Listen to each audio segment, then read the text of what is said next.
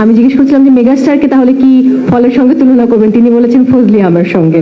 যাই হোক, আমি যার কথা বলছি তিনি আসলেই পরী, ডানা কাটা পরী, যেই পরী আসলে এই মুহূর্তে আমাদের মাঝে বসে আছেন, পরীর মতো সুন্দর, এবং তার সৌন্দর্য দিয়ে, তার অভিনয় দক্ষতা দিয়ে তিনি একটা স্বপ্নের জাল বিছিয়েছেন। একটা জোরে করতালি হবে একসঙ্গে।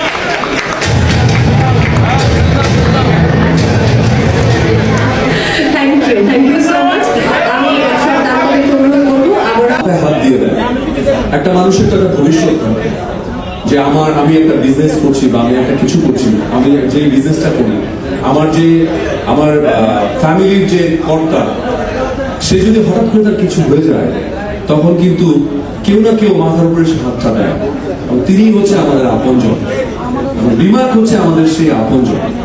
সো সেই রিমার্ক খায়লান অলরেডি পুরো ইন্ডাস্ট্রিতে একটা আপনজনে পরিণত হয়েছে। এটা সবচেয়ে বড় প্রমাণ হচ্ছে আমাদের মেগাস্টার উনি বসে আছেন, এবং শুধু একা বসে নেই, বাংলাদেশের টপ ক্লাস মডেল এবং নায়িকাদের নিয়ে বসে